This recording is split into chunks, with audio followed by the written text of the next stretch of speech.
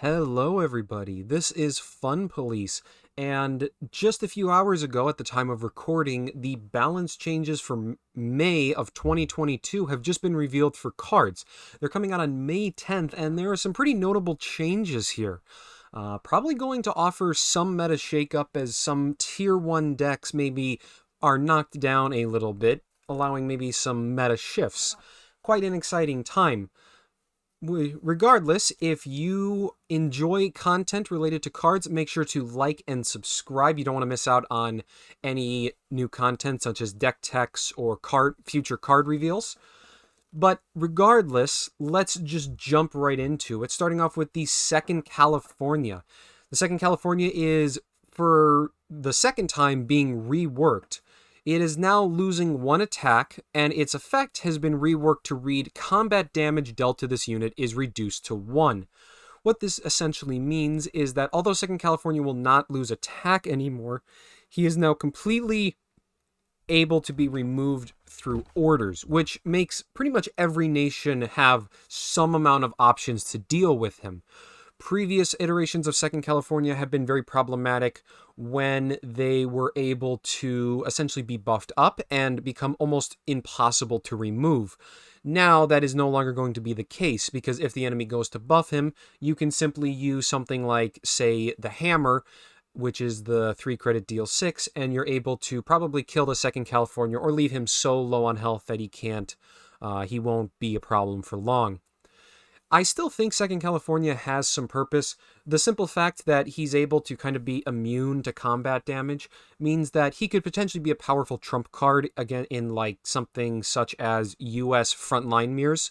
Being able to get him into the front line thanks to the blitz really quickly, and then potentially buffing him up with like stuff such as the We Can Do It, I think does mean Second California will still have his uses, but I do think that he's not going to be as overwhelming of like a trump card as he has been previously.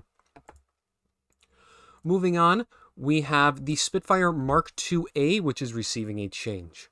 Essentially, what is happening is that its deployment effect is now either going to buff the plane up stat-wise, or it's going to gain Fury. It specifically reads, deployment gets +2/+2 if your enemy controls an air unit. Gets Fury if not. So the Spitfire is either going to be a 4-credit 6/6 fighter if the enemy has an air unit, or it's going to be a 4-credit 4/4 Fury if the enemy has no air units. This is a pretty significant change to the Spitfire and should really bring him more in line with other cards. Previously, the Spitfire was always a 4/4 Fury at worst, and then if the enemy had an air unit, you'd also get that +1/+2, meaning that it was a 4-credit 5/6 Fury. This was incredibly powerful, and it was so good that you could pretty much put it in any deck and kinda win off of it. Now, there's a little bit of decision making. For the enemy, if they're able to maintain an air presence, then the Spitfire Mark II will no longer have Fury, meaning that when it's combined with stuff like Finest Hour, you're not able to get that massive amount of damage from hand.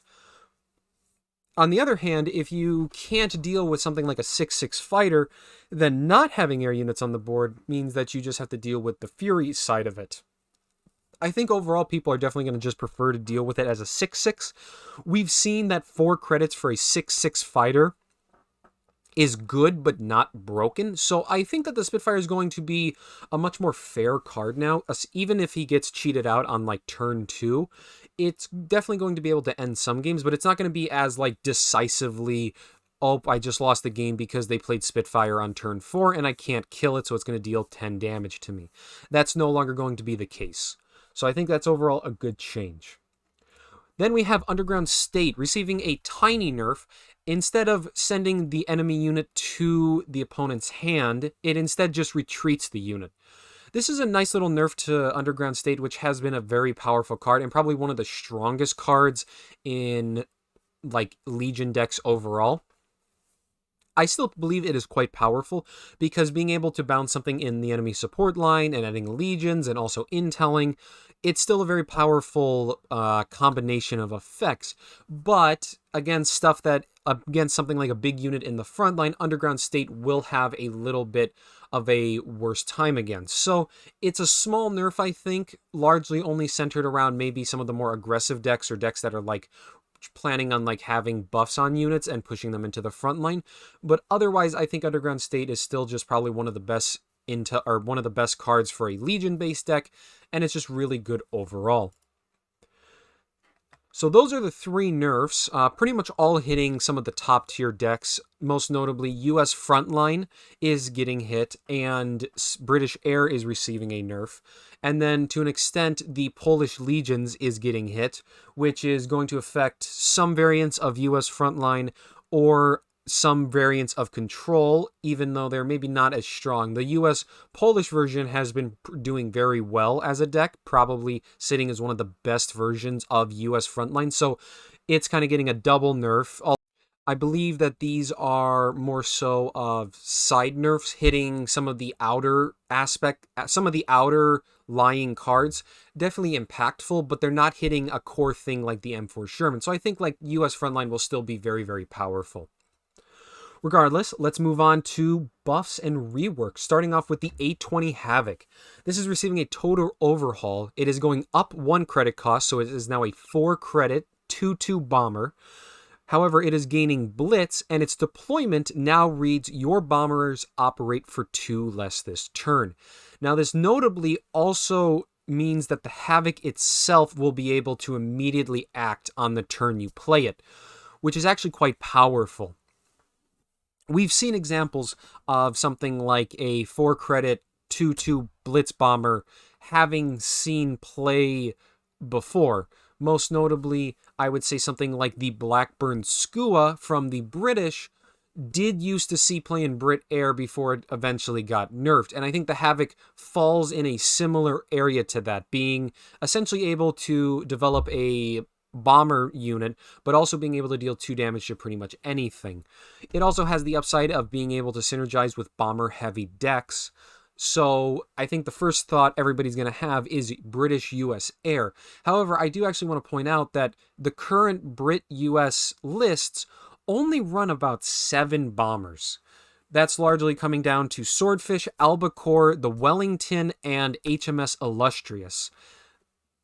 Those are the only like 7 cards that are actually bombers. So if you're adding the Havoc in, you get up to 10, but you're not really able to capitalize, I think, on like the effect as much as maybe some other decks. And I believe that maybe something like a US Air deck may be able to better utilize the Havoc.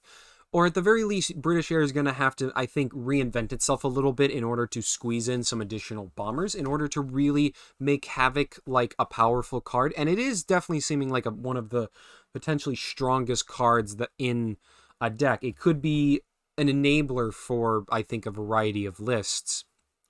I think a fun thing to do with it is to take a US Air deck alongside some of those high operation cost bombers and run it in a Bolster the Ranks package, because the 820 Havoc works well with reducing the operation costs, and Bolster further feeds into that game plan.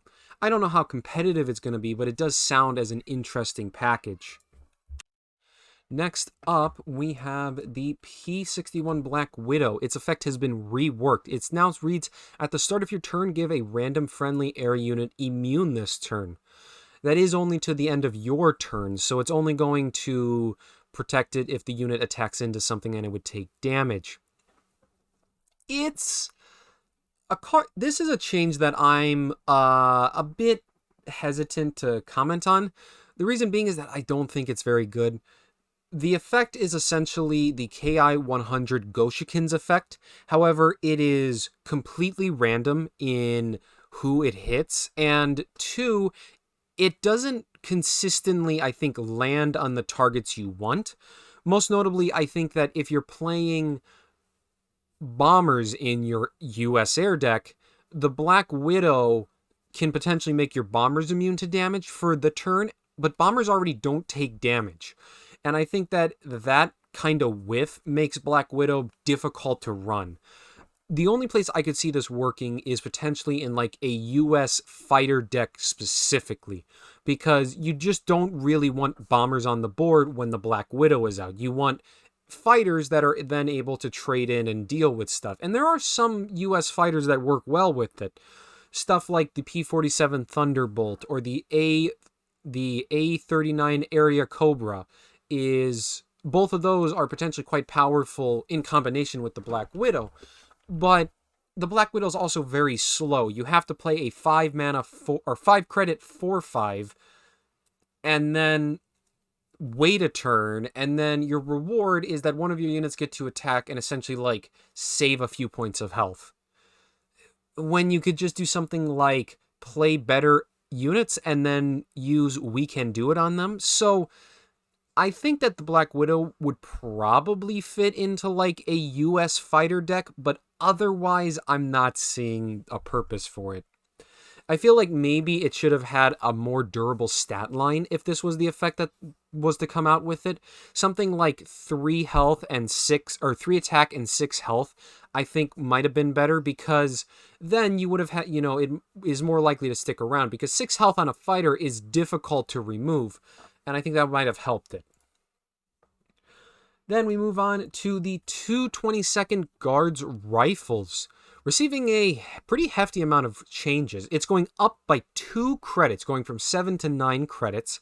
It is losing -1/-1 in stats, so it's now a 7/7 instead of the 8/8. However, it has also gained Guard, and its pincer now triggers at the end of your turn instead of the start. So there's a fair amount to unpack here. I think the biggest thing overall is that Guard is a massive buff to the card. 222nd is a big infantry, and big infantry really aren't good unless they have some really powerful deployment effect, blitz, or some guard, or the guard keyword. Now, 222nd actually has Guard on it. A 7/7 Guard sits among some of the largest Guard units within the game. Now, it is 9 credits, which is very expensive, compared to something like Grenadier Guards, which is relatively similar in terms of stats. It's a whopping 3 credits more. However, that pincer effect does maybe have some value. I think most notably, because it triggers at the end of your turn, you can almost treat this as a deployment effect, where you fully repair 1 unit on your board. Now, we've seen that repair effects are not consistently worthwhile, but I think combined with a giant guard body, the occasional ability to heal a unit, especially because you're in Soviets who has a lot of high health units, the 222nd Guards could fit in there as a decent maybe option. However, there's also one other thing to really consider, is that at 9 credits, if you're able to use Ural factories on this, you can turn the 222nd into an IS-2. And I think that's a big actual benefit for it. Being able to reliably have 9 credit tools to turn into IS-2s means that you can pretty reliably set up like bigger value engines or have payoffs to your Ural factories.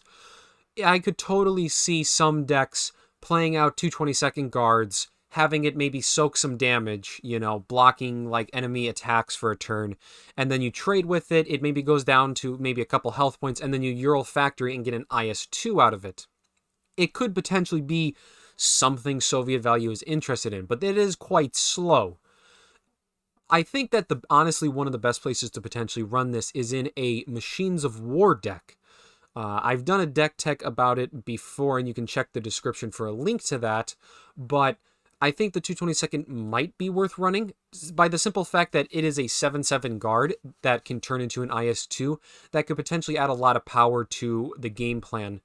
And on top of that, even if you're playing it later on, the end of turn repair works well with Machines of War often pulling out big infantry.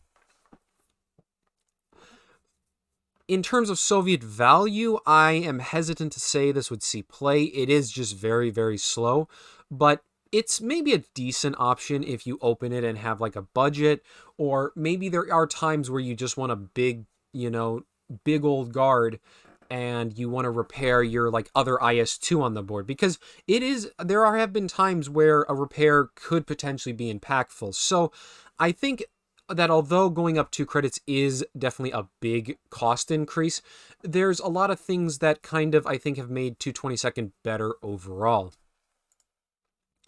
Next up, we have the LA5 change. This is a very simple change. The LA5 is going up 1 defense. It is now a 4-5 instead of a 4-4. Overall, it's a very small buff. And in terms of like the card itself, the LA5 would not be worth running. However, we've seen about 4 cards changed at this point that are supporting Soviet air. And we also have stuff like the new veteran pilots, but also notably Blood Red Sky. Blood Red Sky is 2 credits to give your Soviet air units +2/+2. And simply put, if Soviet air does come around as an actual deck, I do think it is largely going to be because you're just simply playing down Soviet air units, and then Blood Red Sky is completely blowing the enemy out of the board. 2 credits for +2/+2 is just like ridiculous in terms of like cost to stats given. And that might be the reason the LA5 sees play, is just that you want some mid-game aircraft to buff up, and the LA5 fits that role decently. 5 health is at least enough that it's going to be a little more durable and able to better survive like removal, so that is a nice change. But I think that it's largely going to it really would only see play if Soviet air becomes something legitimate. Another change is to the Yak9, who is getting +1 attack. It is now a 4-5 instead of a 3-5. The Yak9, compared to the LA5, was a card that actually saw play in a variety of decks.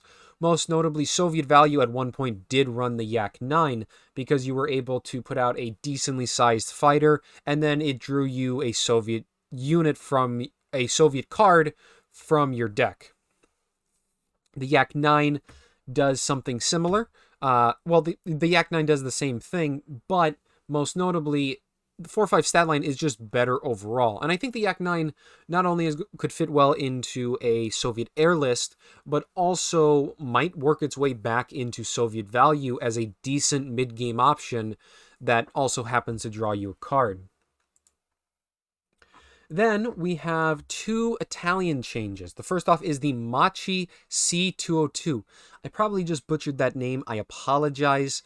But regardless, its effect has been reworked. Instead of instantly killing itself if the enemy ever had more HP, instead it only is taking 2 damage.